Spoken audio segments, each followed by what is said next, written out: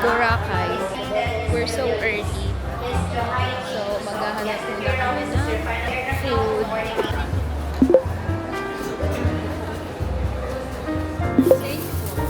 Deep fried shark's fin with rice.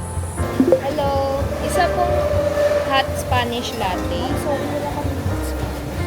Yung meron lang kami sa ating mga Vietnamese, sa choco, coffee, Okay, thank you!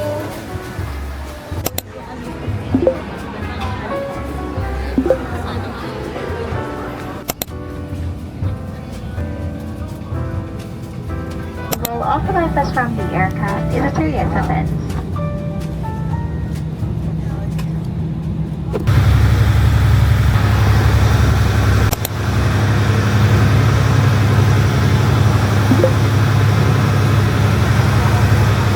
Jollibee, Boracay.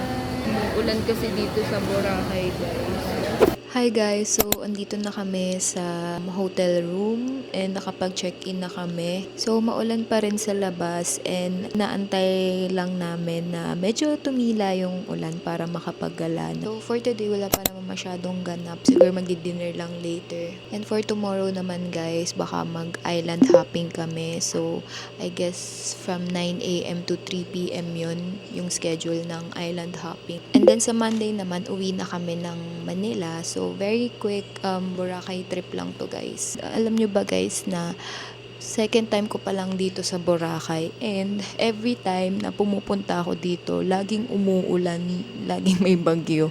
So, yung last punta ko dito is I think August 2024 or 2023. Basta I'm not sure sa year pero August yun. And ayun, medyo maulan talaga yun. So, given na siya. And then, ngayon naman, February, so sabi dito, very rare daw na nagkaroon ng bagyo ng February. So, pero sana naman bukas tumila na yung ulan para naman ma-enjoy din namin yung full day namin tomorrow. Ayun, update ko kayo guys kung ano yung mga ganap namin here sa Boracay in the next coming days. Guys, so lumabas kami ng hotel and sobrang ganda talaga ng Boracay. Look. Wow. Boracay Beach. Kahit madaming tao guys, ganda talaga siya. Nahanap namin yung Sunny's. Kasi Sunny's Cafe. Nakita ko lang sa TikTok. Maganda daw yung view doon kapag sunset.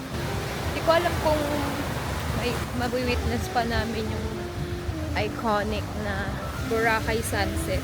Kasi medyo makulimlim pa. Pero malay mo naman. Ayan!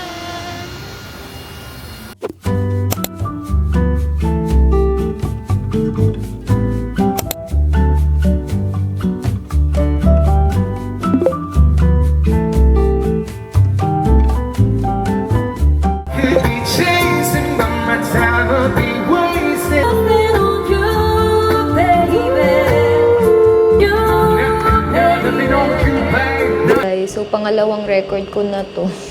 Kasi hindi ko pala na-play yung kanina. So, anyways. Balik muna kami dito sa room. Kasi, papahinga lang kami saglit.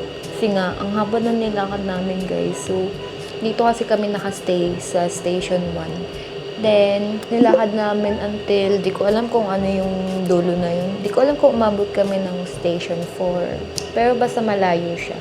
So, nilakad namin yun kasi naghahanap kami ng restaurant na kakainan for dinner.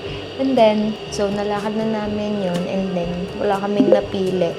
So, ending, bumalik kami sa D-Mall. Kung kami nakahanap ng restaurant kung saan kami magdi-dinner. Which is, medyo malapit lang siya dito sa Station 1. Kumain lang kami doon. After nun, nanood kami ng acoustic band. Also, nanood kami ng fire dance. Pero hindi ko na siya ng vlog or na videohan kasi hindi abot ng camera ko yung kung saan sila nag-fire dance. Nasa loob kasi sila. Ayun lang guys, update lang.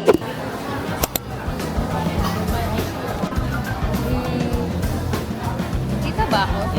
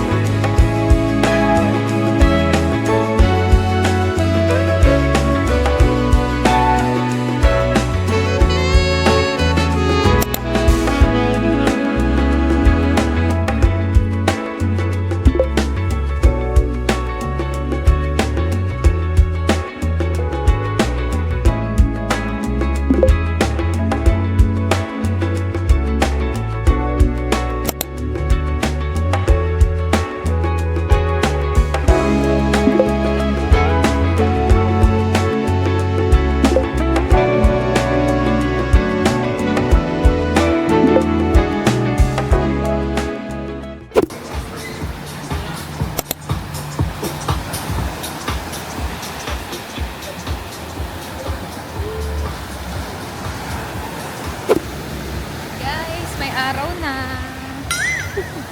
Hindi kami nakapunta sa Sunnyside Cafe kasi sobrang haba ng pila. And mamaya kasi magdi-dinner na kami. So, baka hindi kami umabot sa dinner pag pumila pa kami. So, maghahanap kami ng ibang cafe. Malapit dito. Cheeseburger. Tapos isa pong fries.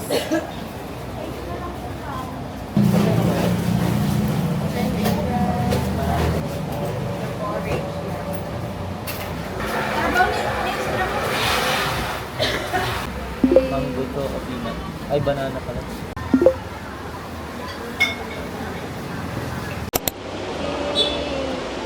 Burger. Sarap. Parang may crispy. Ang gilid ng patty, ang crispy niya. Ngayon ko lang na-appreciate yung Bora. Kasi nung unang punta namin dito, sobrang maulan kasi nun. Guys, nag-order din ako ng calamares. Ang laki pala niya.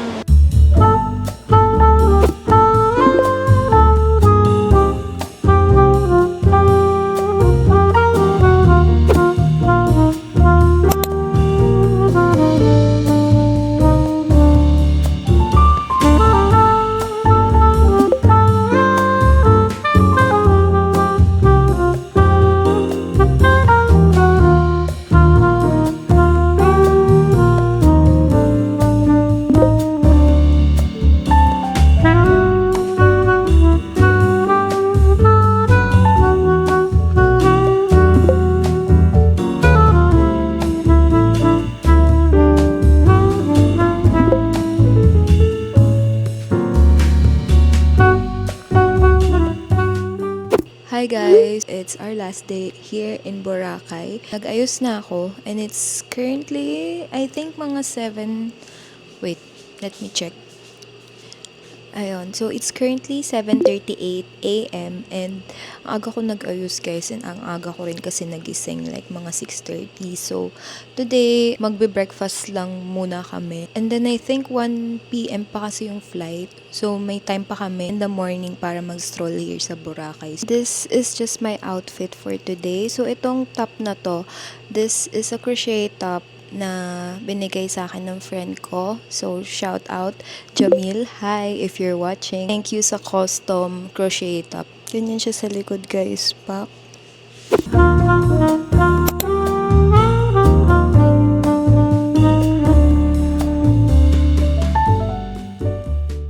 So, finally, nagkaroon kami ng slot para matry yung Sunnyside Cafe. We're just waiting for our order. So, yung in-order namin is ice matcha latte and then isang Vietnamese specialty coffee tapos chorizo burger lang. Guys, sobrang ganda ng view dito.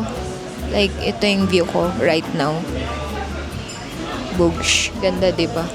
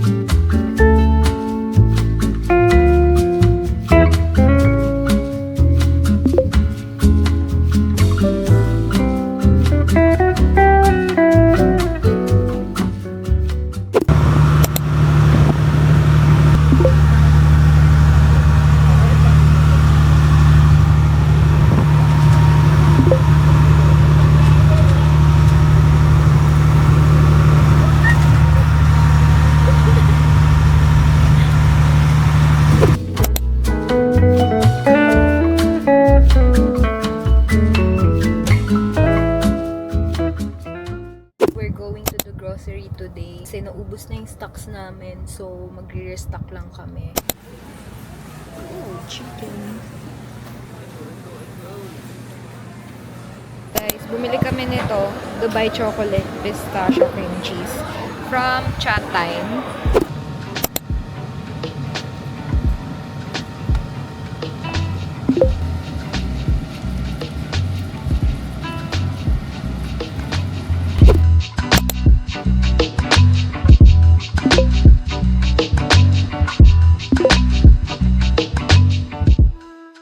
Kakauwi lang namin. And, look, bumili kami ng Dubai cookie. Ita-try natin to. This cost 320 for 2. Ganyan siya kalaki, guys. Lah, ang kalat pala nito. Try na natin. Medyo mapait yung chocolate niya. Let's try again.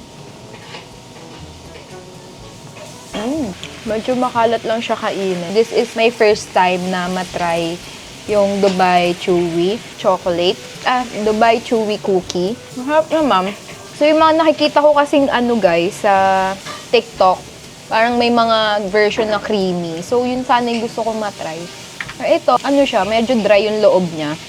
But, all in all, siguro, rate natin siya ng,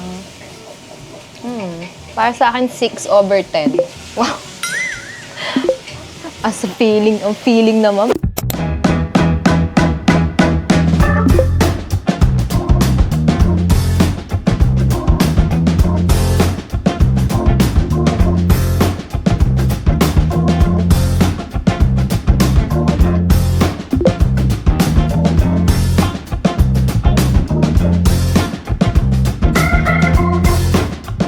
The pros just have a very short memory. No offense. Honestly, yeah, because sometimes Wait, what? some heroes actually remember. What are we talking about?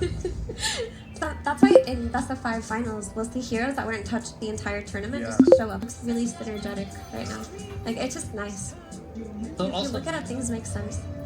also cool thing here is Gyro's one of the few carries that can hit Egg while also shredding your team. So Egg actually becomes like a tool for him. It's like placed in the middle of the fight, like, please hit me. And he's like, I will oblige, and flak every. Hi guys! So, it's currently 11 p.m. And meron akong dumating na package galing sa sister ko kasi nagbakasyon siya sa Japan. And kakauwi niya lang, I think, kahapon or nung isang araw, I'm not sure. Pero ngayon niya lang kasi napadala sa akin yung mga pasalubong niya. So, onti lang naman to guys. And I just wanted to share it sa vlog. Kaya? Why? You want to open it? Nauna na siya mag-open. Guys, oh. But anyway, let's start guys. First, we have this. This is the Alfort Mini Chocolate na vanilla white. Ayan siya guys. I think chocolate to na may biscuit sa loob. And then, let's see. We have this Meiji Melty Kiss. This is chocolate na merong strawberry filling sa loob. Then next, she got me a pajama from GU. Oh, ang cute ng print! So yung print niya is dalawang pusa, which is very me. Guys, sobrang hilig ko kasi sa pajama, kaya ayan din yung binili niya sa akin. And then last, we got another pajama from GU again. This one naman is... What's this? Oh, pusa din! Oh, this is also pajama na may cat print, but this one is in the blue color. And then yung isa is, what's this? I think this is cream. Ayan. Both print nila is cats. So, I love it. Ang cute naman. Parang itong dalawang to. Oh. So, that's it for our mini haul, guys. My sister, if you're watching, thank you so much sa iyong pasalubong. I really love it. Lalo na tong dalawang pajama. It's so cute.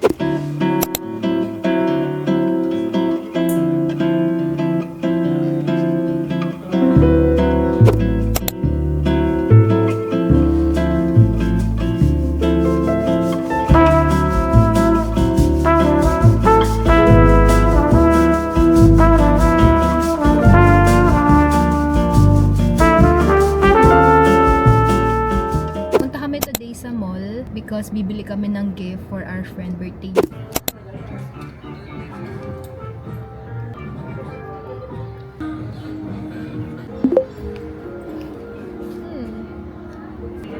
Mga ganito kayo. Ito. Guys, nandito kami sa Yabo. Dito kami kakain. Medyo nagmamadali kami kasi need na rin namin umalis agad. So, nag-order na kami.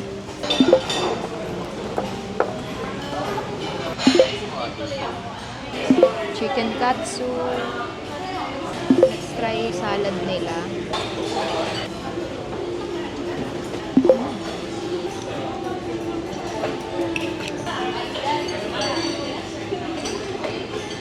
Let's eat! Shaimase! So yummy!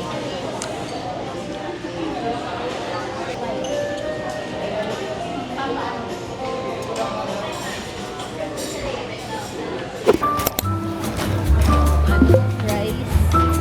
Ilog.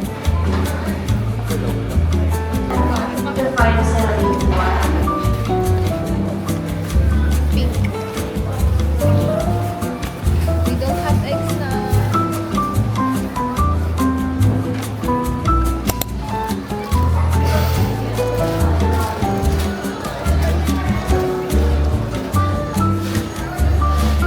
Guys, so we're done na kami mag-grocery and nandito kami ngayon sa Landmark. Sarap! Order kami ng SNR pizza. Sarap. Merienda lang kami. Nag-order din kami ng truffle parmesan fries. Sarap. Let's eat. So, nakauwi na kami guys and naayusin ko na yung mga groceries namin kasi mag-walking kami sa labas later. So, ayun. Ayusin muna natin yung groceries.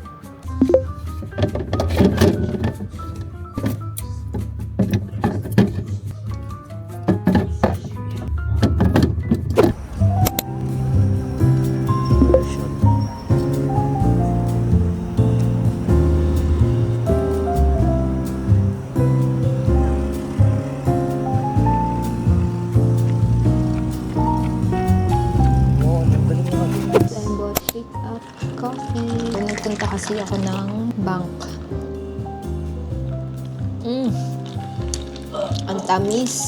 Hindi pa siya masyadong nasi-shake. Hi guys, so it's currently 9:11 p.m. Nag-edit ako ng vlog right now. And na-realize ko na hindi pa pala ako nag-outro guys. So this will be my outro guys. I just wanted to say thank you for watching this vlog. And I'll see you in the next vlog soon. Please subscribe to my channel. Bye! Bye guys!